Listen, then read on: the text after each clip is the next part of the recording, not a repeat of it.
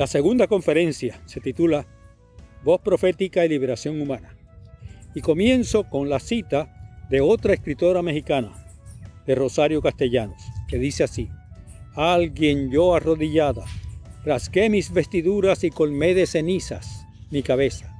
Lloro por esa patria que no he tenido nunca, la patria que edifica la angustia en el desierto. Retos y desafíos. Son diversos y complejos los retos éticos y desafíos teológicos que confrontamos las comunidades cristianas latinoamericanas, caribeñas, hispanas y norteamericanas en su irrenunciable vocación de ser voz profética en sus contextos históricos específicos. Quizás sea correcto afirmar que nos encontramos en tiempos en que impera la llamada desprivatización de la religión, tiempos de reinserción crítica de las instituciones religiosas en los debates públicos sobre las normas políticas, legales y éticas que deben regir la convivencia humana. Hay instancias recientes importantes que sirven de ejemplo y en ocasiones también de paradigma. Las declaraciones de los obispos católicos norteamericanos sobre las armas nucleares, las intervenciones de las comunidades de base y de la jerarquía católica brasileña durante la dictadura militar que sufrió ese país. El papel de la Iglesia Católica como acompañante de solidaridad en la crisis polaca de los 80. Las declaraciones de varias iglesias sobre el empobrecimiento de múltiples comunidades marginadas por la globalización neoliberal. El documento Kairos de las comunidades cristianas opuestas al apartheid de África del Sur. Las afirmaciones públicas de muchas iglesias sobre la legalización de los derechos reproductivos femeninos o las estructuras familiares alternas. La defensa de los inmigrantes en un tiempo en que abunda la xenofobia en ciertas potestades políticas. Las diversas censuras eclesiásticas al discrimen racial, entre muchas otras. Las iglesias y agrupaciones religiosas son instituciones sociales importantes y por consiguiente tienen pleno derecho a participar en los debates públicos sobre las normas políticas, legales y éticas que deben regir la convivencia humana. Sin embargo, hay potenciales riesgos en esa participación cuando se enarbola como bandera de batalla la alegada voluntad divina manifestada en las Sagradas Escrituras como infalibles de validez universal y perenne. El primer riesgo tiene que ver con la naturaleza dialógica, plural y consensual de las sociedades democráticas modernas. Ello requiere el intercambio, en ocasiones intensamente conflictivo, entre perspectivas y visiones políticas, éticas e ideológicas muy distintas. Ese diálogo puede vulnerarse cuando una de las partes reclama representar incuestionablemente la inviolable voluntad divina. Tal atribución unilateral de sacralidad compulsoria en la legislación amenaza seriamente el clima de diálogo respetuoso que debe prevalecer en una sociedad democrática y plural. El segundo riesgo tiene que ver con la pretensión de ciertas jerarquías eclesiásticas y algunos guardianes de la ortodoxia dogmática de silenciar las voces proféticas o disidentes al interior de las comunidades cristianas, como tantas veces ha acontecido en tiempos no muy lejanos.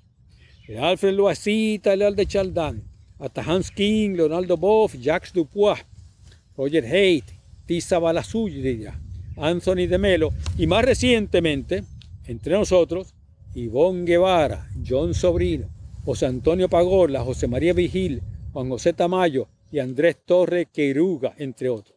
No se trata únicamente de que la sociedad moderna es irreversiblemente plural. Las agrupaciones religiosas también lo somos.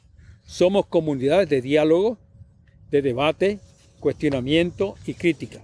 Nadie tiene el derecho de arrogarse el monopolio de la representación exclusiva del pensamiento teológico.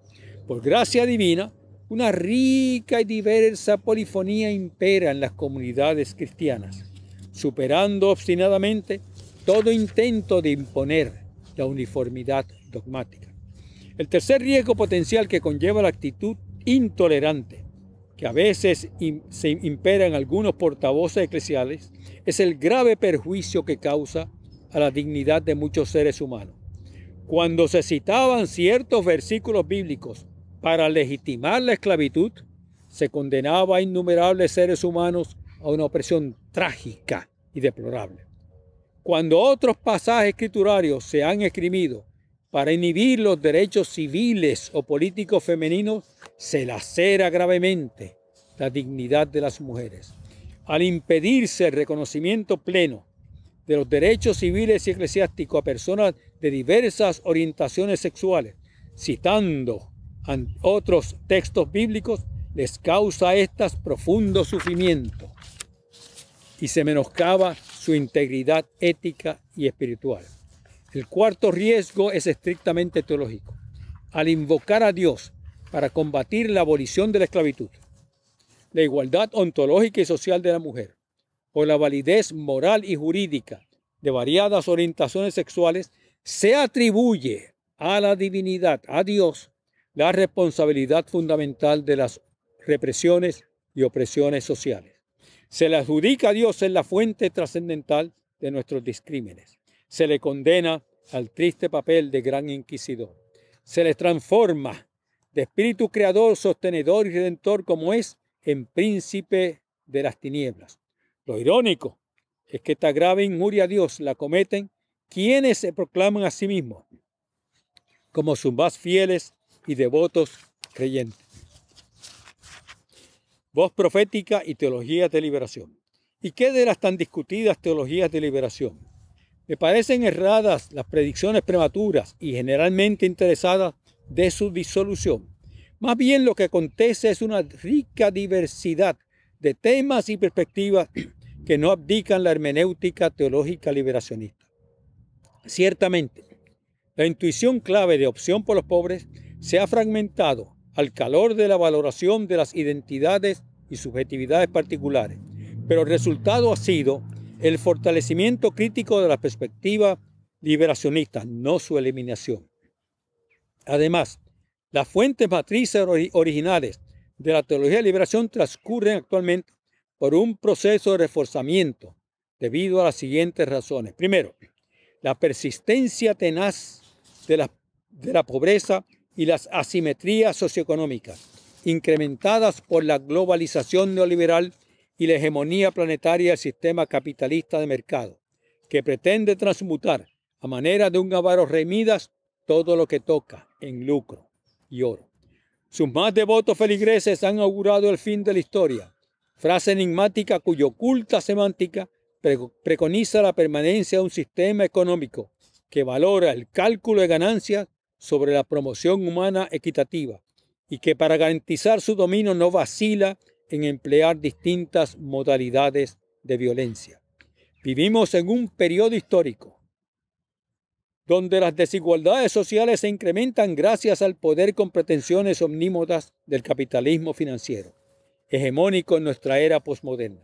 Es una nueva configuración de potestad global que requiere de nosotros, por consiguiente, novedosas reflexiones críticas. Segundo, la rebeldía de los excluidos y empobrecidos, que reclama un orden social alterno y forjan nuevas instancias de resistencia, son importantes. Ciertamente son variados los postulados de reivindicación de los diversos movimientos sociales. Hay quienes repudian la miseria a la que intenta destinárseles. Otros reclaman el reconocimiento de la plena dignidad de su raza, sexo, identidad cultural, nacionalidad u orientación sexual. Esas distintas trincheras confieren complejidad teórica y práctica, pero también amplían las fronteras de los imaginarios utópicos que incentivan la resistencia social. Desde el sofisticado vínculo que el afroamericano Cornel West teje entre su lectura de Marx, el pragmatismo filosófico norteamericano y las tradiciones culturales de las iglesias afroamericanas, hasta la convergencia que concibe nuestro querido Jorge Pixley de los estudios históricos de la Biblia, las teologías latinoamericanas críticas y la filosofía anglo-norteamericana del proceso. Las teologías de la liberación se niegan a acatar las condenas y anatemas que tantas jerarquías eclesiásticas le han proferido, en estrecha consonancia con poderes muy profanos y seculares.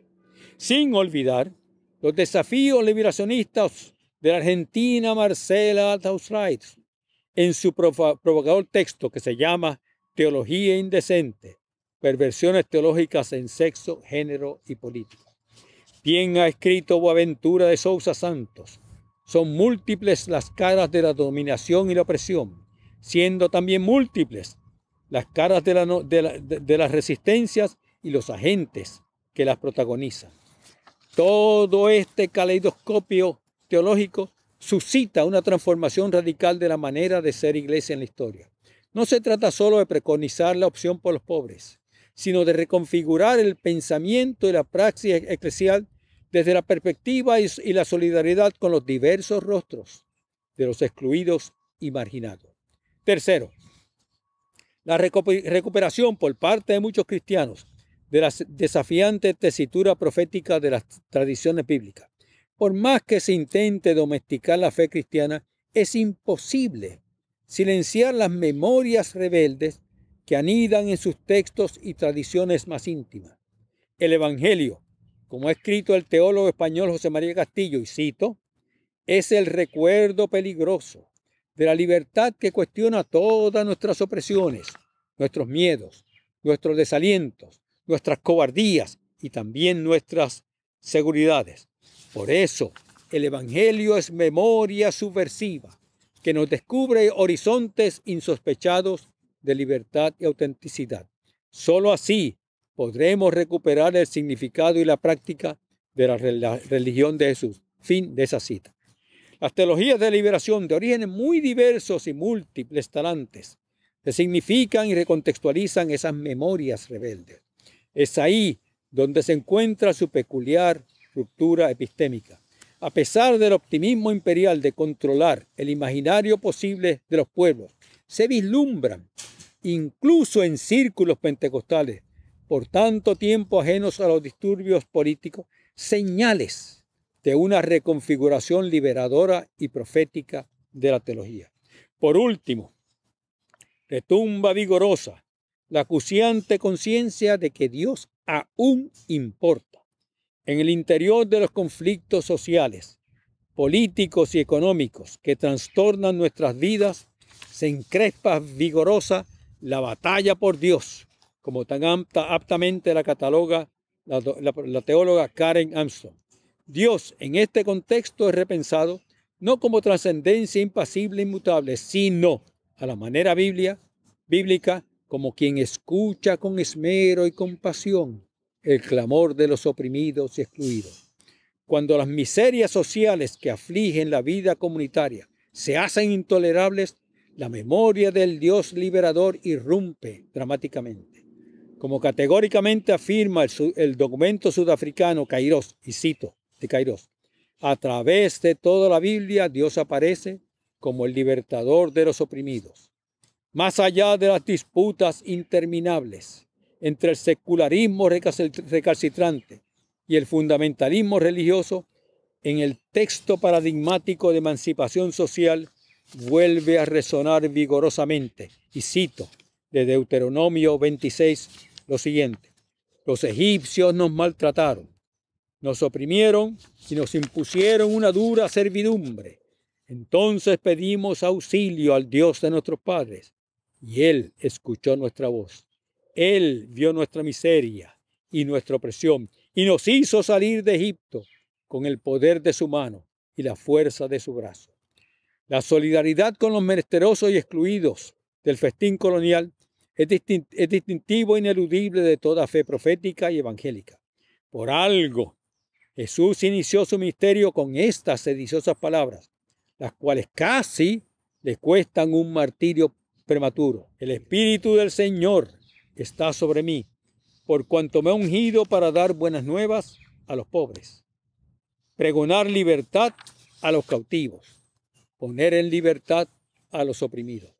Y concluyó sus enseñanzas con un fascinante relato de cariz escatológico en el capítulo 25 de Mateo, según el cual la herencia del reino de los cielos la obtiene quien haya acogido anónima y misteriosamente la presencia sacramental del Cristo crucificado y resucitado en solidaridad íntima con los menesterosos los hambrientos, sedientos, forasteros, cautivos, desnudos, enfermos y necesitados. Esposa Jesús, una prioridad sacramental de las comunidades subalternas y marginadas de la historia. Bien escrito, el filósofo alemán es Bloch, y cito de Bloch: Jesús es juzgado por los romanos como un rebelde, y por algo el sumo sacerdote de los fariseos temía al hombre Jesús, para el que toda la teocracia sacerdotal y la religión de la ley pertenecían al mundo que estaba maduro para su destrucción. En esta breve reflexión quizá he recalcado más los desafíos que las esperanzas. Quizá porque los desafíos son más concretos y tangibles que las utópicas y escatológicas esperanzas. Los primeros labran cicatrices hondas e indelebles en nuestros cuerpos y almas. Las segundas, esas esperanzas, son las que nutren nuestra más íntima vocación: concebir y evocar un mundo aún inédito, donde la gracia divina sea la matriz trascendental de la solidaridad y la reconciliación entre los seres humanos. Esa es la fuente de la redención histórica y espiritual de nosotros, seres humanos, que intentamos labrar en el trajín de las incertidumbres, un sendero de voz profética solidaria y liberadora. Finalizo rememorando unos versos del espléndido poemario Cantos de Vida y Esperanza del poeta nicaragüense Rubén Darío, y cito: He lanzado mi grito, cisnes, entre vosotros, que habéis sido fieles en la desilusión. Oh tierras de sol y de armonía, aún guarda la esperanza la caja de Pandora. Muchas gracias.